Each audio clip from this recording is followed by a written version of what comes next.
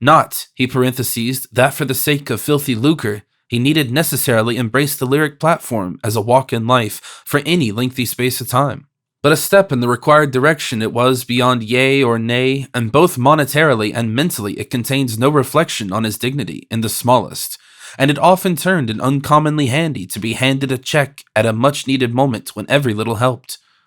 Besides, though taste latterly had deteriorated to a degree, original music like that, different from the conventional rut, would rapidly have a great vogue, as it would have been a decided novelty for Dublin's musical world after the usual hackneyed run of catchy tenor solos foisted on a confiding public by Ivan St. Austell and Hilton St. Just and their genus omne. Yes, beyond a shadow of a doubt, he could with all the cards in his hand, and he had a capital opening to make a name for himself and win a high place in the city's esteem where he could command a stiff figure, and booking ahead, give a grand concert for the patrons of the King Street House, given a backer-up, if one were forthcoming to kick him upstairs, so to speak. A big if, however, with some impetus of the go-ahead sort of to obviate the inevitable procrastination which often tripped up a too-much-feeded prince of good fellows. And it need not detract from the other by one iota as, being his own master, he would have heaps of time to practice literature in his spare moments, when desirous of doing so without its clashing with his vocal career or containing anything derogatory whatsoever, as it was a matter for himself alone. In fact, he had the ball at his feet, and that was the very reason why the other, possessed of a remarkably sharp nose for smelling a rat of any sort, hung on to him at all. The horse was just then, and latter on a propitious opportunity he purposed, Bloom did, without any way prying into his private affairs on the fool's step in where Angel's principal, advising him to sever his connection with a certain budding practitioner, who, he noticed, was prone to disparage, and even to a slight extent with some hilarious pretext when not present, deprecate him, or whatever you like to call it, in which Bloom's humble opinion threw a nasty sidelight on that side of a person's character. No pun intended. The horse, having reached the end of his tether, so to speak, halted, and rearing high a proud feathering tail, added his quota by letting fall on the floor, which the brush would soon brush up and polish, 3 smoking globes of turds. Slowly 3 times, one after another, from a full crupper he mired, and humanely his driver waited till he or she had ended, patient in his scythed car. Side by side, Bloom profiting by the contretemps, when Stephen passed through the gap of the chains divided by the upright, and stepping over a strand of mire, went across towards Gardner Street lower, Stephen singing more boldly but not loudly at the end of the ballad. Und alle schiefe Brücken. The driver never said a word, good, bad, or indifferent, but merely watched the 2 figures, as he sat on his low-backed car, both black, one full, one lean, walked towards the railway bridge, to be married by Father Mayor. As they walked, they at times stopped and walked again, continuing their tete-a-tete, which of course he was utterly out of, about siren enemies of man's reason, mingled with a number of other topics of the same category. Usurpers, historical cases of the kind, while the man in the sweeper car, or you might as well call it in the sleeper car, who in any case couldn't possibly hear because they were too far, simply sat in his seat near the end of Lower Gardner Street and looked after their low-backed car. What parallel courses did Bloom and Stephen follow returning? Starting united both at normal walking pace from Beresford Place, they followed in the order named Lower and Middle Gardner Streets and Montjoint Square, west, then at reduced pace, each bearing left, Gardner's Place by an inadvertence as far as the farther corner of Temple Street, then at reduced pace with interruptions of halt, bearing right, Temple Street, north, as far as Hardwick Place. Approaching, disparate, at relaxed walking pace, they crossed both the circuit before George's Church diametrically, the chord in any circle being less than the arc which it subtends. Of what did the duumvirate deliberate during their itinerary? Music, literature, Ireland, Dublin, Paris, friendship, woman, prostitution, diet, the influence of gaslight or the light of arc and glow lamps on the growth of adjoining paraheliotropic trees, exposed corporation emergency, dust buckets, the Roman Catholic Church, ecclesiastical celibacy, the Irish nation, Jesuit education, careers, the study of medicine, the past day, the maleficent influence of the pre-Sabbath, Stephen's collapse. Did Bloom discover common factors of similarity between their respective like and unlike reactions to experience? Both were sensitive to artistic impressions, musical in preference to plastic or pictorial. Both preferred a continental to an insular manner of life, a cisatlantic to a transatlantic place of residence. Both indurated by early domestic training and inherited tenacity of heterodox resistance, professed their disbelief in many orthodox religious, national, social, and ethical doctrines. Both admitted the alternately stimulating and obtunding influence of heterosexual magnetism. Were their views on some points divergent? Stephan dissented openly from Bloom's views on the importance of dietary and civic self-help, while Bloom dissented tacitly from Stephan's views on the eternal affirmation of the spirit of man in literature. Bloom assented covertly to Stephan's rectification of the anachronism involved in assigning the date of the conversion of the Irish nation to Christianity from Druidism by Patrick, son of Calpurnius, son of Potatus, son of Odysseus, sent by Pope Celestine I in the year 432, in the reign of Leary, to the year 260 or thereabouts, in the reign of Cormac MacArt, died 266 AD, suffocated by imperfect deglutition of aliment at Sletty, and interned at Rosnaree. The collapse which Bloom ascribed to gastric inanition and certain chemical compounds of varying degrees of adulteration and alcoholic strength, accelerated by mental exertion and the velocity of rapid circular motion in a relaxing atmosphere, Stephan attributed to the reparation of the matutinal cloud, perceived by both from two different points of observation, Sandy Cove and Dublin, at first no bigger than a woman's hand. Was there one point on which their views were equal and negative? The influence of gaslight or electric light on the growth of adjoining paroheliotropic trees. Had Bloom discussed similar subjects during nocturnal perambulations in the past? In 1884, with Owen Goldberg and Cecil Turnbull at night on public thoroughfares between Longwood Avenue and Leonard's Corner and Synge Street, and Synge Street and Bloomfield Avenue. In 1885, with Percy Apjohn in the evenings reclined against the wall between Gibraltar Villa and Bloomfield House in Crumlin, barony of Uppercross. In 1886, occasionally with casual acquaintances and prospective purchasers on doorsteps, in front parlors in third-class railway carriages of suburban lines. In 1888, frequently with Major Brian Tweedy and his daughter, Miss Marion Tweedy, together and separately on the lounge in Matthew Dillon's house in Roundtown. Once in 1892 and once in 1893 with Julius Judah Mastiansky, on both occasions in the parlor of his, Bloom's, house in Lombard Street West. What reflection concerning the irregular sequence of dates, 1884, 85, 86, 88, 92, 93, 1904, did Bloom make their arrival at their destination? He reflected that the progressive extension of the field of individual development and experience was regressively accompanied by a restriction of the converse domain in inter-individual relations.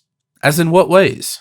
From inexistence to existence, he came to many and was as one received. Existence with existence, he was with any as any with any. From existence to non-existence, gone he would be by all as none perceived. What act did Bloom make on their arrival at their destination? At the house steps of the fourth of the equidifferent uneven numbers, number 7 Eckley Street, he inserted his hand mechanically into the back pocket of his trousers to obtain his latchkey. Was it there? It was in the corresponding pocket of the trousers which he had worn on the day but one preceding. Why was he doubly irritated? Because he had forgotten, and because he remembered that he had reminded himself twice not to forget. What were then the alternatives before the premeditatively, respectively, and inadvertently keyless couple? To enter or not to enter, to knock or not to knock?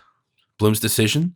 A stratagem. Resting his feet on the dwarf wall, he climbed over the area railings, compressed his hat on his head, grasped 2 points at the lower union of rails and stiles, lowered his body gradually by its length of 5 feet 9 inches and a half to within 2 feet 10 inches of the area pavement, and allowed his body to move freely in space by separating himself from the railings and crouching in preparation for the impact of the fall.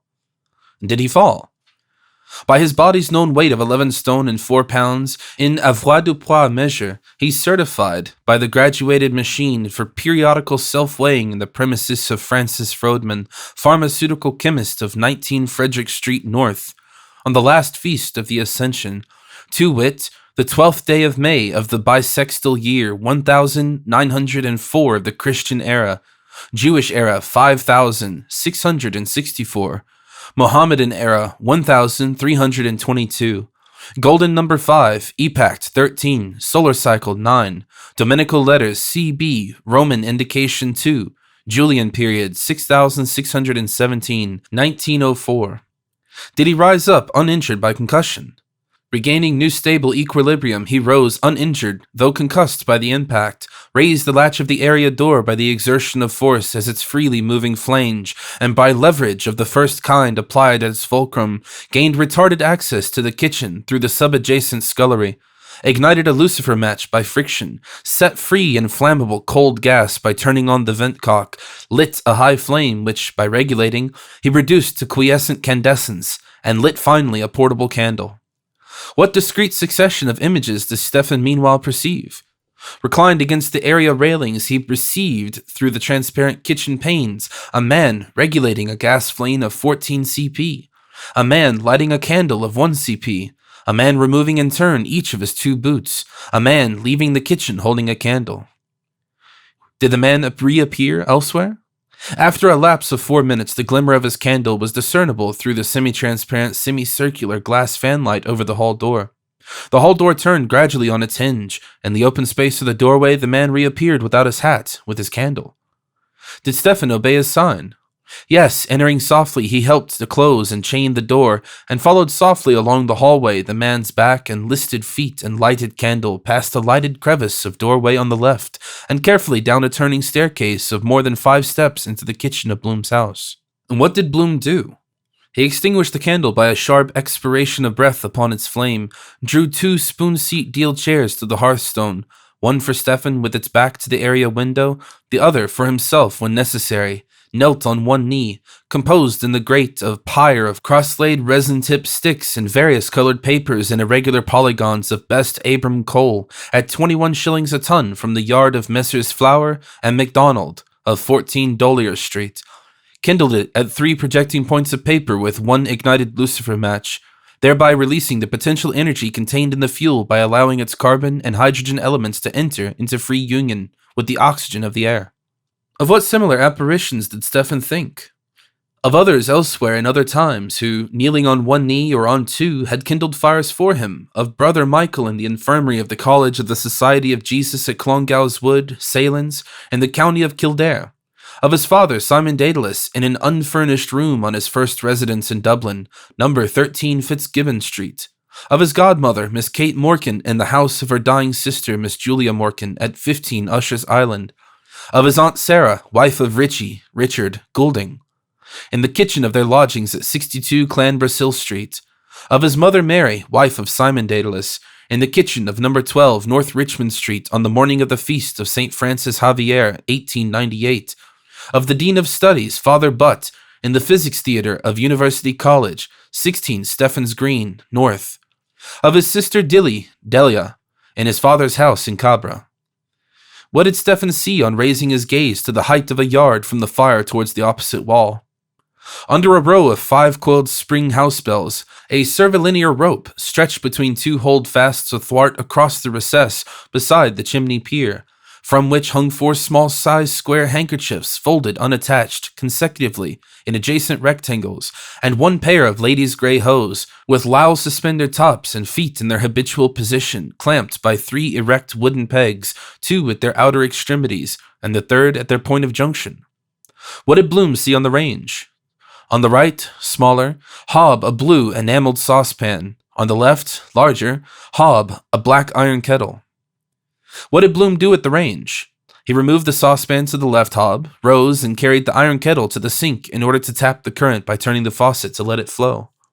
Did it flow? Yes, from Roundwood Reservoir in County Wicklow of a cubic capacity of 2,400 million gallons, percolating through a subterranean aqueduct of filter mains, a single and double pipage, constructed at an initial plant cost of £5 per linear yard by way of the Dargle, Rathdown, Glen of the Downs, and Callahill to the 26-acre reservoir in Still Oregon, a distance of 22 statute miles, and thence through a system of relieving tanks by a gradient of 250 feet to the city, boundary at Eustace Bridge, Upper Leeson Street, though From prolonged summer drought and daily supply of 12.5 million gallons of water had fallen below the sill of the overflow weir, for which reason the borough's surveyor and waterworks engineer, Mr. Spencer Hardy, C.E., on the instructions of the Waterworks Committee had prohibited the use of municipal water for purposes other than those of consumption, envisaging the possibility of recourse being had to the impotable water of the Grand and Royal Canals as in 1893,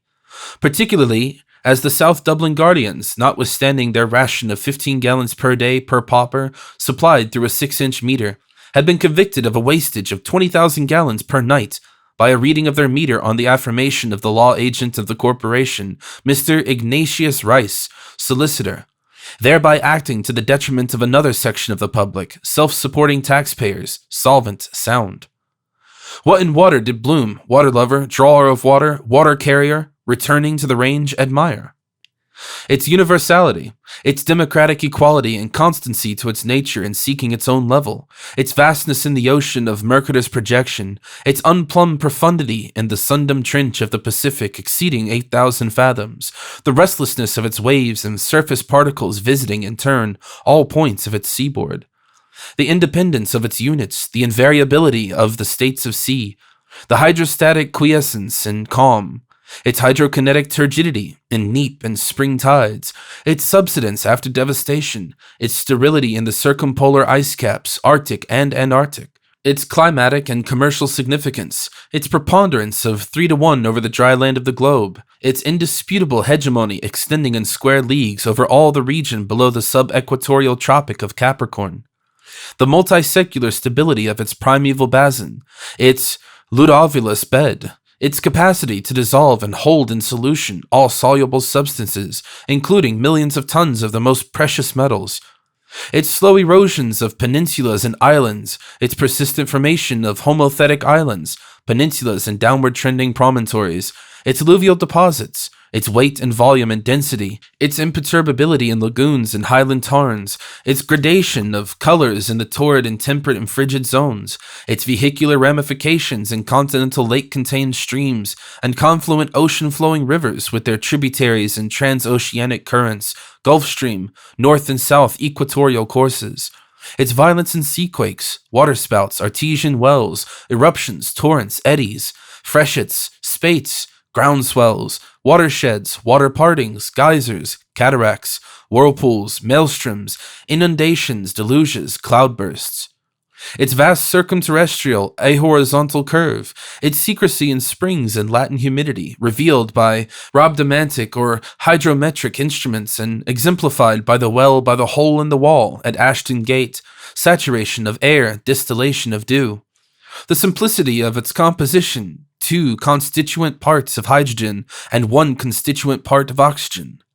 Its healing virtues, its buoyancy in the waters of the Dead Sea, its persevering penetrativeness in runnels, gunleys, inadequate dams, leaks on shipboard, its properties for cleansing, quenching thirst and fire, nourishing vegetation, its infallibility as paradigem and paragon, its metamorphosis as vapor, mist, cloud, rain, sleet, snow, and hail, its strength and rigid hydrants, its variety of forms and lofts and bays and gulfs and bights and guts and lagoons and atolls and archipelagos and sounds and fjords and minches and tidal estuaries and arms of sea, its solidity in glaciers, icebergs, ice flows, its docility in working hydraulic mill wheels, turbines, dynamos, electric power stations, bleachworks, tanneries, scutch mills, its utilities in canals, rivers, if navigable, floating and graving docks, its potentially derivable from harnessed tides or watercourses falling from level to level,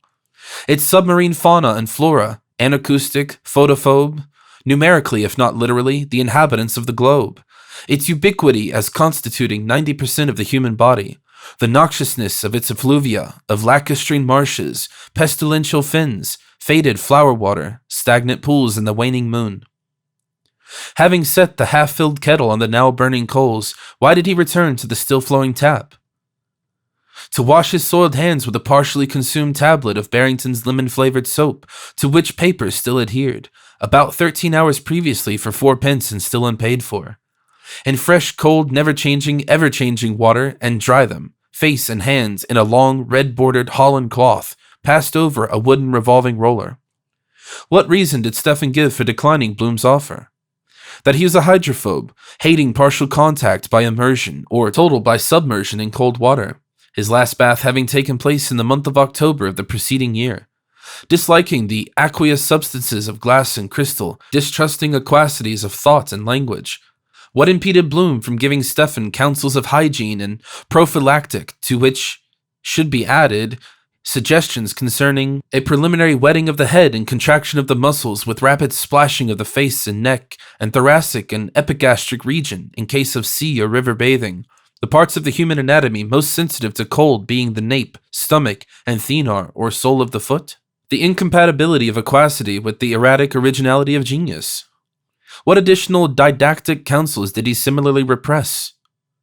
Dietary, concerning the respective percentage of protein and caloric energy in bacon, saltling, and butter, the absence of the former in the last named and the abundance of the latter in the first name, which seemed to the host to be the predominant qualities of his guest. Confidence in himself, an equal and opposite power of abandonment and recuperation. What concomitant phenomena took place in the vessel of liquid by the agency of fire? The phenomena of ebullition. Fanned by a constant updraft of ventilation between the kitchen and the chimney flue, ignition was communicated from the faggots of the precombustible fuel to polyhedral masses of bituminous coal, containing in compressed material form the foliated fossilized decidua of primeval forests, which had in turn derived their vegetative existence from the sun, primal source of heat, radiant, transmitted through omnipresent luminiferous diatherminous ether. Heat, convected, a mode of motion developed by some combustion, was constantly and increasingly conveyed from the source of calorification to the liquid contained in the vessel, being radiated through the uneven, unpolished, dark surface of the metal iron, in part reflected, in part absorbed, in part transmitted, gradually raising the temperature of the water from normal to boiling point. A rise in temperature expressible as the result of an expenditure of 72 thermal units needed to raise 1 pound of water from 50 degrees to 212 degrees Fahrenheit. What announced the accomplishment of this rise in temperature? A double falciform ejection of water vapor from under the kettle lid at both sides simultaneously. To what personal purpose could Bloom have applied the water so boiled? To shave himself. What advantages attended shaving by night? A softer beard, a softer brush, if intentionally allowed to remain from shave to shave in its agglutinated lather. A softer skin, if unexpectedly encountering female acquaintances in remote places and uncustomary hours. Quiet reflections upon the course of the day. A cleaner sensation when awaking from a fresher sleep since matutinal noises, premonitions, and perturbations. A clattered milk can, a postman's double knock. A paper read, reread while lathering. Relathering the same spot, a shock, a shoot, with thought of aught he sought, though fraught with naught, might cause a faster rate of shaving, and a nick on which incision plaster with precision cut and humected and applied adhered, which was to be done. Why did absence of light disturb him less than presence of noise? Because of the surety of the sense of touch in his firm, full, masculine, feminine, passive, active hand. What quality did it, his hand, possess, but with what counteracting influence? The operative surgical quality, but that he was reluctant to shed human blood even when the end justified the means, preferring, in their natural order, heliotherapy, psychophysicotherapeutics, osteopathic surgery. What lay under pressure on the lower, middle, and upper shelves of the kitchen dresser opened by Bloom? On the lower shelf, 5 vertical breakfast plates, 6 horizontal breakfast saucers on which rested inverted breakfast cups, a mustache cup, inverted, and a saucer of Crown Derby, 4 white gold rim egg cups, an open chamois purse displaying coins, mostly copper, and a phial of aromatic, violet comfits. On the middle shelf, a chipped egg cup containing pepper, a drum of table salt, 4 conglomerated black olives in oleaginous paper, an empty pot of plum trees potted meat, an oval wicker basket bedded with fiber and containing 1 Jersey pear, a half-empty bottle of William Gilby & Co.'s White Invalid Port, half disrobed of its swathe of coral pink tissue paper, a packet of Epps soluble cocoa, 5 ounces of Anne Lynch's choice tea at 2 per pound, a crinkled lead paper bag, a cylindrical canister containing the best crystallized lumped sugar, 2 onions, 1, the larger, Spanish, entire, the other, smaller, Irish, bisected with augmented service and more redolent, a jar of Irish Model's dairy cream, a jug of brown crockery containing a naggin, and a quarter of soured adulterated milk converted to heat into water, acidulous serum and semi-solidified curds which added to the quantity subtracted from Mr. Bloom's and Miss Fleming's breakfasts, made 1 imperial pint, the total quantity originally delivered, 2 cloves, a halfpenny, and a small dish containing a slice of fresh rib steak. On the upper shelf, a battery of jam jars, empty, of various sizes and proveniences. What attracted his attention lying on the apron of the dresser? 4 polygonal fragments of 2 lacerated scarlet betting tickets numbered 8, 87, 88, 6. What reminiscences temporarily corrugated his brow? Reminiscences of coincidences, truth stranger than fiction, pre-indicative of the result of the Gold Cup flat handicap, the official and definitive result of which he had read in the Evening Telegraph, late pink edition, in the cabman's shelter at Butt Bridge. Where had previous intimations of the result, affected or projected, been received by him? In Bernard Kiernan's licensed premises, 8, 9, and 10 Little Britain Street, in David Burns' licensed premises, 14 Duke Street, in O'Connell Street Lower, outside Graham Lemon's, when a dark man had placed in his hand a throwaway, subsequently thrown away, advertising Elijah, restorer of the church in Zion, in Lincoln Place, outside the premises of F.W. Sweeney & Co., Limited, dispensing chemists when Frederick M. Banton Lyons had rapidly and successively requested, perused, and restituted the copy of the current issue of the Freeman's Journal and National Press, which he had been about to throw away, subsequently thrown away. He had proceeded towards the oriental edifice of the Turkish and Warm Baths, 11 Leinster Street, with the light of inspiration shining in his countenance and bearing in his arms the secret of the race, graven in the language of prediction. What qualifying considerations allayed his perturbations? The difficulties of interpretation, since the significance of any event followed its occurrence, as variably as the acoustic report followed the electrical discharge, and of counterestimating against an actual loss by failure to interpret the total sum of possible losses, proceeding originally from a successful interpretation. His mood? He had not risked, he did not expect, he had not been disappointed, he was satisfied. What satisfied him? To have sustained no positive loss, to have brought a positive gain to others, light to the gentles. How did Bloom prepare a collation for a gentle? He poured into 2 teacups 2 level spoonfuls, 4 in all, of Epps soluble cocoa, and proceeded according to the directions for use printed on the label, to each adding after sufficient time for infusion the prescribed ingredients for diffusion in the manner and the quantity prescribed. What supererogatory marks of special hospitality did the host show his guest? Relinquishing his symposiarchal right to the mustache cup of imitation Crown Derby presented to him by his only daughter, Millicent, Millie, he substituted a cup identical with that of his guest and served extraordinarily to his guest, and, in reduced measure, to himself, the vicious cream ordinarily reserved for the breakfast of his wife, Mary and Molly. Was the guest conscious of, and did he acknowledge these marks of hospitality? His attention was directed to them by his host jocosely, and he accepted them seriously as they drank in jocoserious silence Epps' mass product, the creature cocoa. Were there marks of hospitality which he contemplated but suppressed, reserving them for another and for himself on future occasions to complete the act begun? The reparation of a fissure of the length of 1.5 inches in the right side of his guest's jacket, a gift to his guest of one of the 4 ladies' handkerchiefs, if and when ascertained to be in presentable condition. Who drank more quickly? Bloom, having the advantage of 10 seconds of the initiation and taking, from the concave surface of the spoon along the handle, of which a steady flow of heat was conducted, 3 sips to his opponent's 1, 6 to 2, 9 to 3. What cerebration accompanied his frequentative act? Concluding by inspection, but erroneously, that his silent companion was engaged in mental composition, he reflected on the pleasures derived of literature from instruction rather than of amusement, as he himself had applied to the works of William Shakespeare, more than once for the solution of difficult problems, in imaginary or real life. Had he found their solution? In spite of careful and repeated reading of certain classical passages, aided by a glossary, he had derived imperfect conviction from the text, the answers not bearing at all points. What lines concluded his first piece of original verse written by him, potential poet, At the age of 11 in 1877, on the occasion of the offering of 3 prizes of 10, minus, 5, and 2 of 6, respectively, for competition by the Shamrock, a weekly newspaper, an ambition to squint at my verses in print makes me hope that for these you'll find room. If you so condescend, then please place at the end the name of yours truly, L. Bloom. Did he find separating forces between his temporary guest and him? Name, age, race, creed. What anagrams had he made on his name in youth?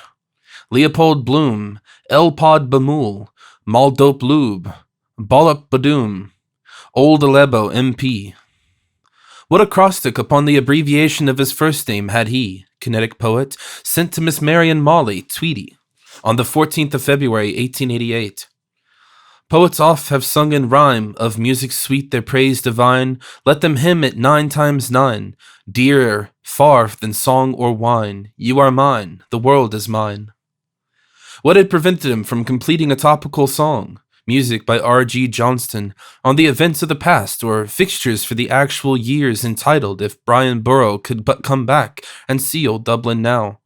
Commissioned by Michael Gunn, lessee of the Gaiety Theatre, 46, 47, 48, 49, South King Street, and to be introduced into the 6th scene, The Valley of Diamonds, or the 2nd edition, 30th of January, 1893, of the grand annual Christmas pantomime, Sinbad the Sailor, produced by R. Shelton, 26th of December, 1892, written by Greenleaf Whittier, scenery by George A. Jackson and Cecil Hicks, costumes by Miss and Miss Whalen, under the personal supervision of Miss Michael Gunn, ballads by Jessie Noir, Harlequinade by Thomas Otto, and sung by Nellie Bouverist, principal girl? Firstly, oscillation between the events of imperial and local interest, the anticipated Diamond Jubilee of Queen Victoria, born 1820, acceded 1837, and the posticipated opening of the new municipal fish market. Secondly, apprehension of opposition from extreme circles on the questions and the respective visits of their Royal Highness, the Duke and Duchess of York, real, and of His Majesty King Brian Boru, imaginary. Thirdly, a conflict between professional etiquette and professional emulation concerning the recent erections of the Grand Lyric Hall on Burgh Quay and the Theatre Royal in Hawkins Street. Fourthly, distraction resultant from compassion for Nellie Bouverist's non-intellectual, non-political, non-topical expression of continence, and concupiscence, caused by Nellie Bouverist's relation of white articles of non-intellectual, non-political, non-topical underclothing, while she, Nellie Bouverist, was in the articles. Fifthly, the difficulties of the selection of appropriate music and humorous allusions from Everybody's Book of Jokes, 1,000 pages and a laugh in every one. Sixthly, the rhymes, homophonous and cacophonous, associated with the names of the new Lord Mayor, Daniel Tallon, the new High Sheriff, Thomas Pyle, and the new Solicitor General, Dunbar Plunkett Barton. What relation existed between their ages? 16 years before, in 1888, when Bloom was of Stephen's present age, Stephen was 6. 16 years after, in 1920, when Stephen would be of Bloom's present age, Bloom would be 54. In 1936, when Bloom would be at 70 and Stephen 54, their ages initially in the ratio of 16 to 0 would be as 17.5 to 13.5. The proportion increasing and the disparity diminishing according as arbitrary future years were added.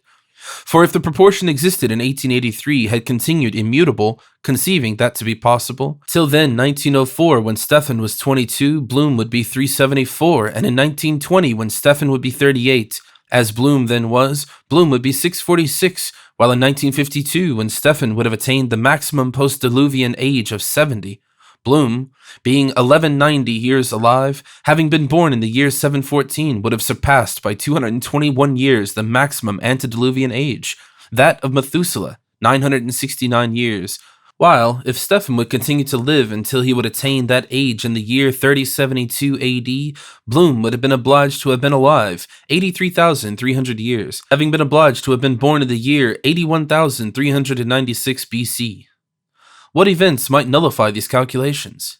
The cessation of existence of both or either, the inauguration of a new era or calendar, the annihilation of the world and consequent extermination of the human species, inevitable but unpredictable. How many previous encounters prove their pre-existing acquaintance? 2. The first in the lilac garden of Matthew Dillon's house, Medina Villa, Kimmage Road, Roundton, 1887, in the company of Stephen's mother, Stephen being then at the age of 5 and reluctant to give his hand in salutation. The second in the coffee room of Breslin's Hotel on a rainy Sunday in the January of 1892, in the company of Stephen's father and Stephen's granduncle, Stephen being then 5 years older. Did Bloom accept the invitation to dinner given then by the son and afterwards seconded by the father? Very gratefully, with grateful appreciation, with sincere appreciative gratitude and appreciatively grateful sincerity of regret, he declined. Did their conversation on the subject of those reminiscences reveal a third connecting link between them? Miss Riordan, Dante, a widow of independent means, had resided in the house of Stephen's parents from the 1st of September 1888 to the 29th of December 1891, and had also resided during the years 1892, 1893, 1894 in the City Arms Hotel owned by Elizabeth O'Dowd of 54th Prussia Street, where during the parts of the years of 1893 and 1894 she had been a constant informant of Bloom, who resided also in the same hotel, being at that time a clerk in the employment of Joseph Cuff at 5th Smithfield for the superintendent of sales in the adjacent Dublin cattle market on the North Circular Road. Had he performed any special corporal work of mercy for her? He had sometimes propelled her on warm summer evenings, an infirm widow of independent, if limited means, in her convalescent bath chair with slow revolutions of its wheels as far as the corner of the North Circular Road opposite Mr. Gavin's Low's place of business, where she had remained for a certain time scanning through his one-lens binocular field glasses unrecognizable citizens on tramcars, roadster bicycles equipped with inflated pneumatic tires, hackney carriages, tandems, private and hired landaus, dog carts, pony traps, and brakes passing from the city to the Phoenix Park and vice versa. Why could he then support that his vigil with the greater equanimity? Because in middle youth he had often sat observing through a rondel of bossed glass of a multicolored pane the spectacle offered with continual changes of the thoroughfare without, pedestrians, quadrupeds, velocipedes, vehicles passing slowly, quickly, evenly, round and round and round the rim of a round and round precipitous globe. What distinct different memories had each of her now 8 years deceased? The older, her bezique cards and counters, her Skye Terrier, her supposititious wealth, her lapses of responsiveness and incipient catarrhal deafness. The younger, her lamp of colza oil before the statue of the Immaculate Conception, her green and maroon brushes for Charles Stewart Parnell, and for Michael Davitt, her tissue papers. Were there no means still remaining to him to achieve the rejuvenation which these reminiscences divulged to a younger companion rendered the more desirable?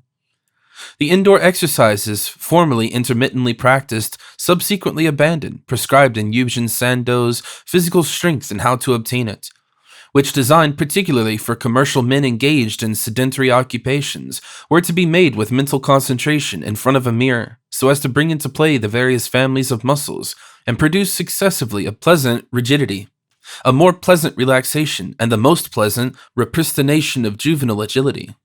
Had any special agility been his in earlier youth? Though ring-weight lifting had been beyond his strength and the full circle gyration beyond his courage, yet as a high school scholar he had excelled in his stable and protracted execution of the half-lever movement on the parallel bars in consequence of his abnormally developed abdominal muscles. Did either openly allude to their racial difference? Neither. What, reduced to their simplest reciprocal form, were Bloom's thoughts about Stephen's thoughts about Bloom's and Stephen's thoughts about Bloom's thoughts about Stephen? He thought that he was a Jew, whereas he knew that he knew that he knew that he was not. What, the enclosures of reticence removed, were their respective parentages? Bloom, only born male transubstantial heir of Rudolf Weirag, subsequently Rudolf Bloom, of Szombathely, Vienna, Budapest, Milan, London, and Dublin, and of Ellen Higgins, second daughter of Julius Higgins, born Caroly, and Fanny Higgins, born Hegarty. Stephen, eldest surviving male consubstantial heir of Simon Daedalus of Cork and Dublin, and of Mary, daughter of Richard and Christina Golding, born Greer. Had Bloom and Stephen been baptized, and where, by whom, cleric or layman? Bloom 3 times by the Reverend Mr. Gilmore Johnston, M.A., alone, in the Protestant Church of St. Nicholas, without Coombe by James O'Connor, Philip Gilligan, and James Fitzpatrick, together under a pump in the Village of Swords, and by the Reverend Charles Malone, C.C., in the Church of the Three Patrons, Rathgar. Stephen, once, by the Reverend Charles Malone, C.C., alone in the Church of Three Patrons, Rathgar. Did they find their educational careers similar? Substituting Stephen for Bloom, Stoom would have passed successively through a dame's school in the high school. Substituting Bloom for Stephen, Bleffen would have passed successively through the preparatory, junior, middle, and senior grades of the intermediate, and through the matriculation, first arts, second arts, and arts degree courses of the Royal University.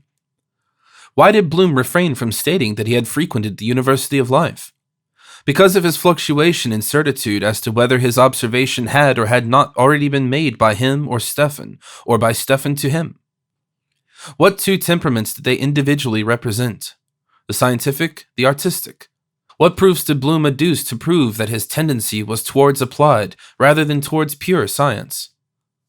Certain possible inventions of which he had cogitated when reclining in a state of supine repletion to aid digestion, stimulated by his appreciation of the importance of inventions, now common, but once revolutionary, for example, the aeronautic parachute, the reflecting telescope, the spiral corkscrew, the safety pin, the mineral water siphon, the canal lock with winch and sluice, the suction pump. Were these inventions principally intended for an improved scheme of kindergarten? Yes, rendering obsolete pop guns, elastic air bladders, games of hazard, catapults.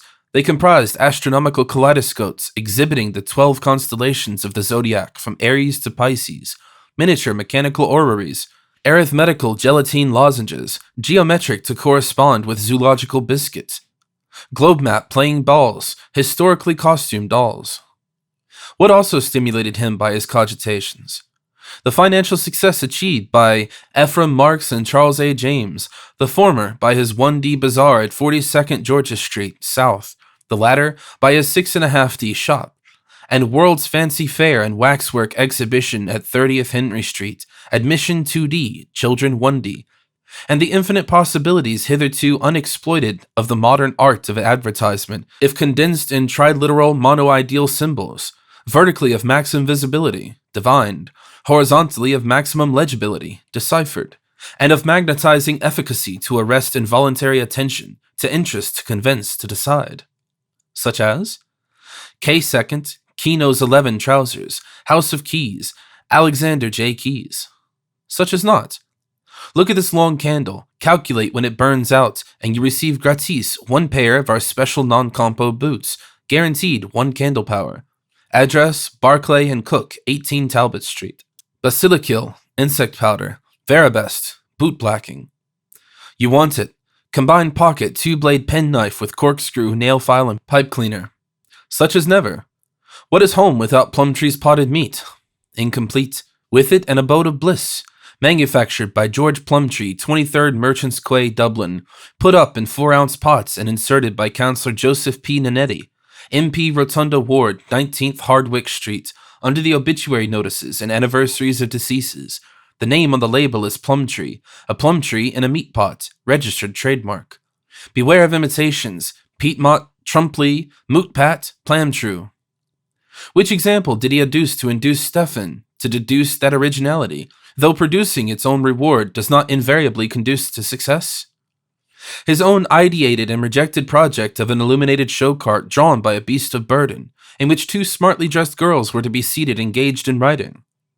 What suggested scene was then constructed by Stephen? Solitary hotel in Mountain Pass, autumn, twilight, firelit. In dark corner young man seated, 2 women enters, restless, solitary. She sits, she goes to window. She stands, she sits, twilight, she thinks. On solitary hotel paper she writes. She thinks, she writes, she sighs. Wheels and hoofs, she hurries out. He comes from his dark corner. He sees his solitary paper. He holds it towards fire. Twilight, he reads, solitary. What? In sloping, upright, and backhands, Queen's Hotel, Queen's Hotel, Queen's Hotel, Queen's Ho... What suggested scene was then reconstructed by Bloom? The Queen's Hotel, Ennis, County Clare, where Rudolph Bloom, Rudolph Virag, died on the evening of the 27th of June at 1886 at some hour unstated, in consequence of an overdose of monkshood, aconite, self-administered in the form of a neuralgic liniment composed of 2 parts of aconite liniment to 1 of chloroform liniment.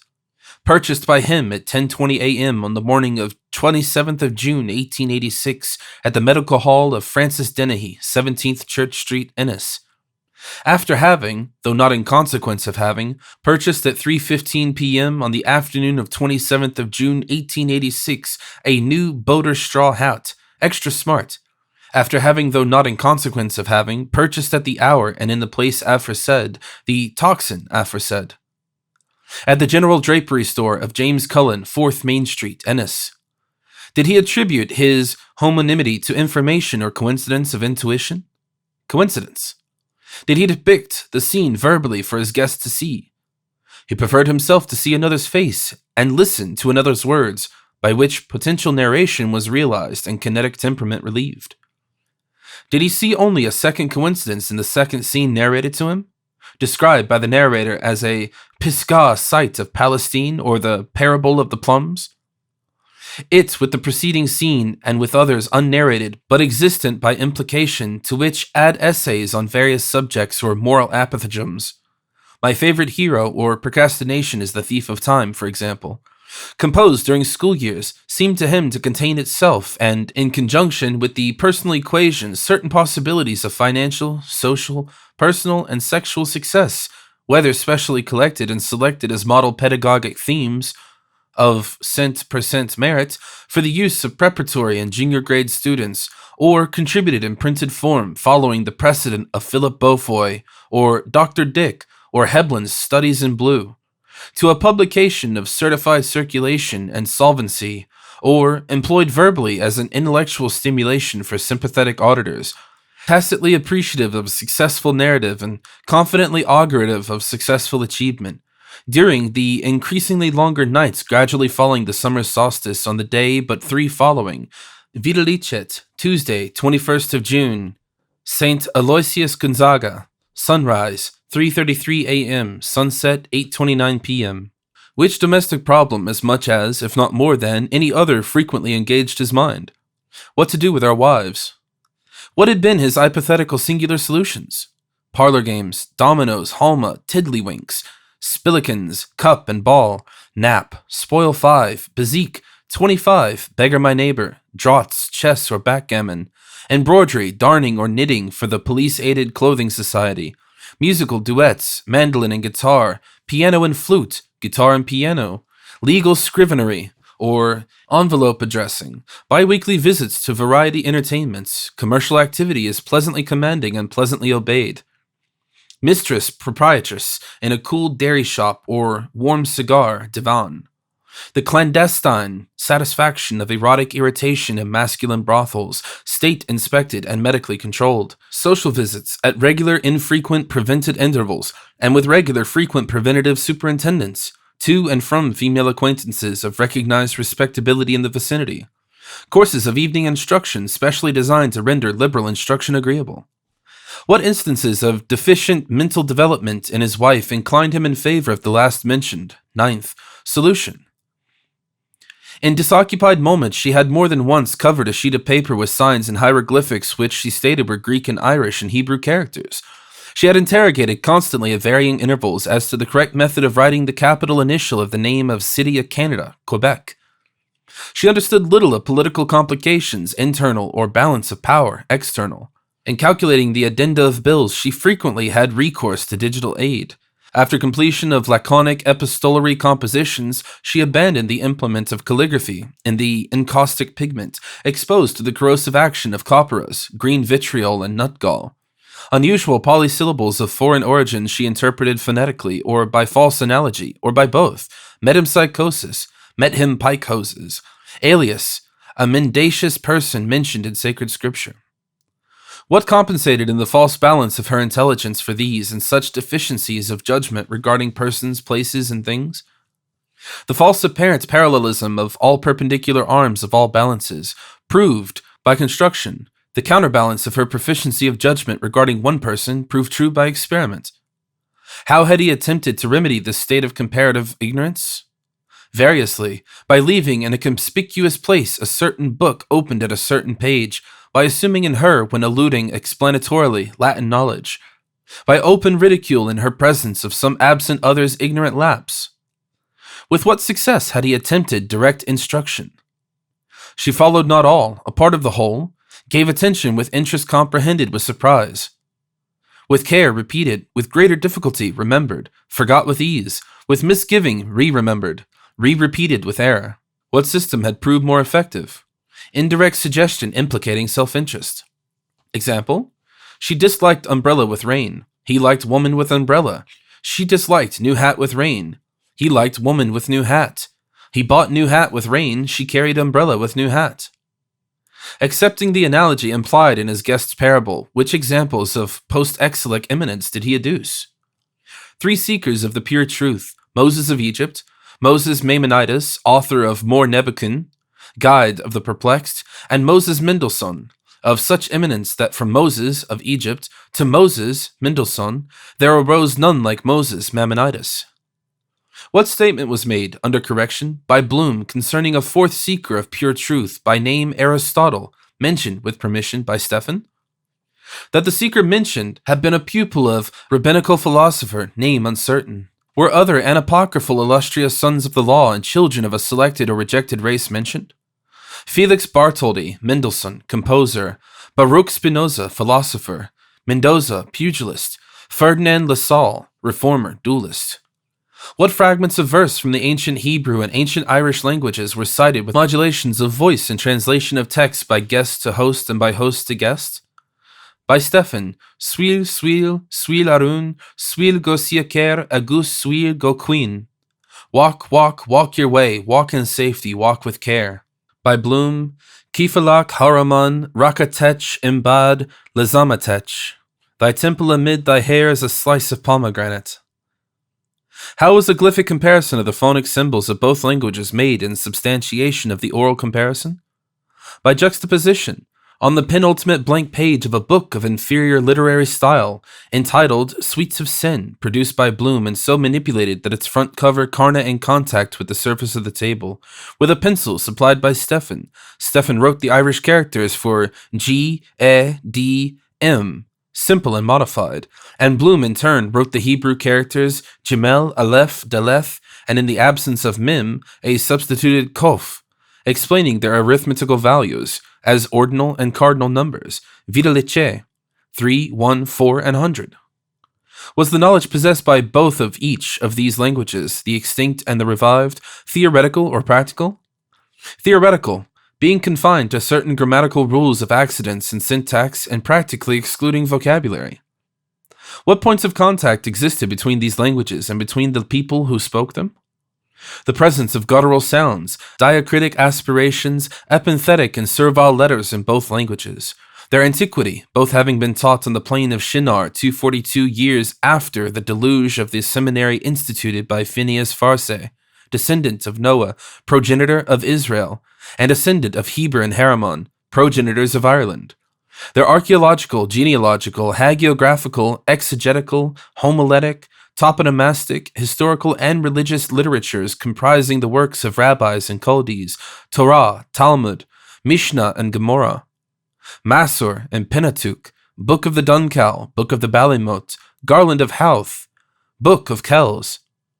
Their dispersal, persecution, survival, and revival, the isolation of their synagogical and ecclesiastical rites in Ghetto, S. Mary's Abbey, and Mass House, Adam and Eve's Tavern, the proscription of their national costumes and penal laws and Jewish dress acts, the restoration in Chana David of Zion, and the possibility of Irish political autonomy or devolution.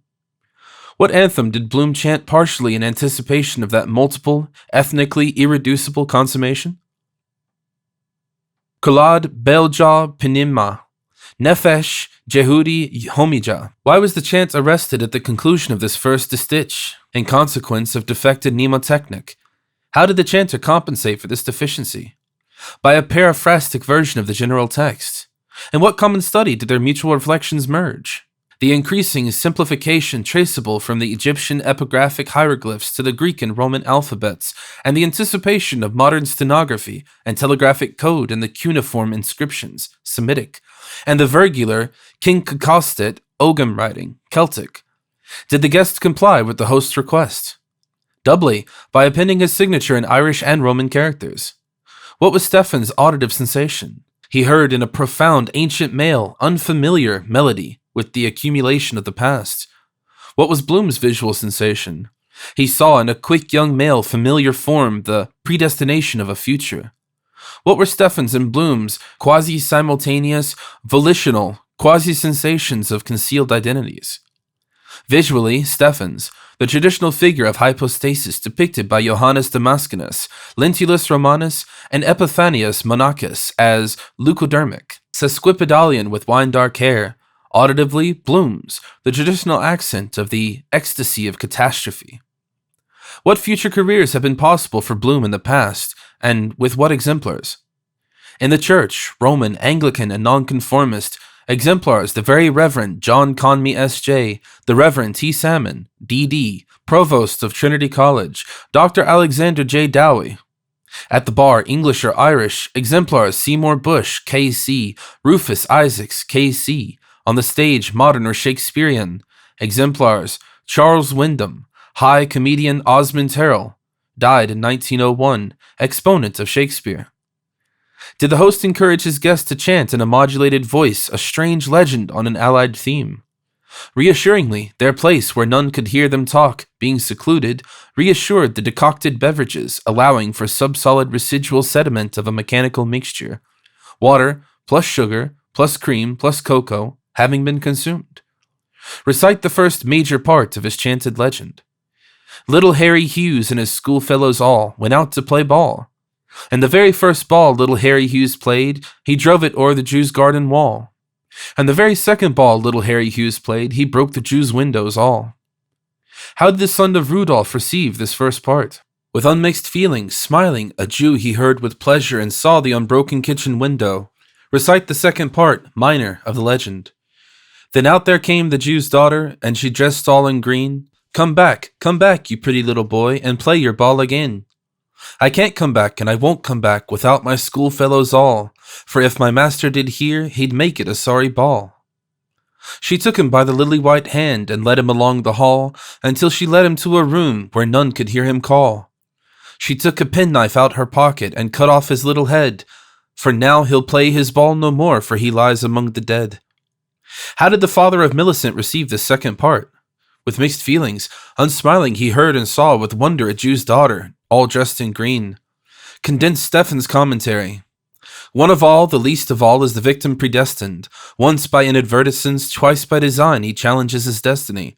It comes when he is abandoned and challenges him reluctant, and as an apparition of hope and youth holds him unresisting. It leads him to a strange habitation, to a secret infidel apartment, and there, implacable, immolates him consenting. Why was the host, victim predestined, sad? He wished that the tale of deed should be told of a deed not by him, should by him not be told. Why was the host reluctant, unresisting still? In accordance with the law of conservation of energy. Why was the host, secret infidel, silent?